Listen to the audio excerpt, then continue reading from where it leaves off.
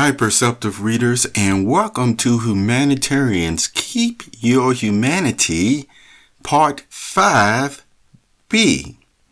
I want to say again as a reminder that you referenced the Humanitarians Keep Your Humanity, Part 4 of 5, because this information is actually applicable to, remember, the conclusion of this series. And I'm glad that you are interested in it. And last week, or it's still within the same week, but all the same, we read Genesis chapter 27, verses 41 through 46. Now, the rest of those verses going into Genesis chapter 28 continues to show Jacob's father, who also went along with his wife Rebekah. You see, Esau is agreeing that Jacob should not, take a wife from the Canaanite women. And so Esau, his other son, actually found out about that. And so then he went and got him at least a wife from Ishmael. Isn't that something? I mean, yes, Esau, the other brother, and it was Isaac who, like I said, went along with his wife Rebekah to reemphasize to Jacob to obey, his mother. And so we're going to pick up at Genesis chapter 28, and we're going to read verses 10 through 22, because you will find this account interesting, and I will re-emphasize the reference of something that I talked about in a matter of communications here. So let us go ahead and read Genesis chapter 28, verses 10 through 22. And this one is coming from, my special Bible, the versions, from the 1981 period of the New World Translation. As I mentioned, they've had revisions come out since then. Okay, so here it is. In verse 10, it states, "And Jacob continued on his way out from Beersheba and kept going to Haran. In time, he came across a place and set about spending the night there because the sun had set. So he took one of the stones of the place and set it as his head supporter and lay down in that place. And he began to dream, and look, there was a ladder stationed upon the earth, and its top reaching up into the heavens. And look, there were God's angels ascending and descending on it. And look, there was Jehovah stationed above it. And he proceeded to say, I am Jehovah, the God of Abraham, your father, and the God of Isaac, the land upon which you are lying. To you I am going to give it, and to your seed, and your seed will certainly become like the dust particles of the earth, and you will certainly spread abroad to the west, and to the east, and to the north, and to the south. And by means of you, and by means of your seed, all the families of the ground will certainly bless themselves.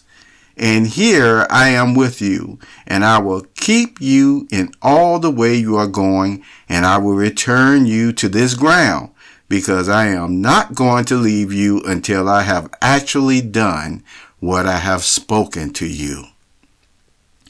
Then Jacob awoke from his sleep and said, Truly, Jehovah is in this place, and I myself did not know it. And he grew fearful and added, How fear-inspiring this place is. This is nothing else but the house of God, and this is the gate of the heavens. So Jacob got up early in the morning and took the stone that was there as his head supporter, and he set it up as a pillar and poured oil on the top of it. Further, he called the name of that place Bethel. But the fact is, Luz was the city's name formerly. Let me stop right here before I conclude with the last 3 verses of Genesis chapter 28. You can see in this account Jacob's ladder, you see from that dream, which remember I told you represents the communication that God would be having with him. See, from heaven, from the spirit realm, to also down to the physical realm. That's what that dream was representing. And as Jehovah talked with him, you see, as those angels were ascending and descending, all right, then you can see here where Jacob actually pronounced the word that we hear right down to this day and its meaning. And that happened to be Bethel, which actually represent what? The house of God. Because as Jacob said, God was there. And so it was common. This goes to show you again how names mean something. And so Jacob made sure he stuck a monument with that place to be remembered. Bethel. And it is still used down to this day. It represents God's presence. You see, his house. Now, let's go to the conclusion. And Jacob went on to vow a vow, saying, if God will continue with me and will certainly keep me on this way on which I am going, and I will certainly give me bread to eat and garments to wear, and I shall certainly return in peace to the house of my father. Then Jehovah will have proved to be my God. And this stone that I have set up as a pillar will become a house of God. And as for everything that you will give me, I shall without fail give the 10th of it to you.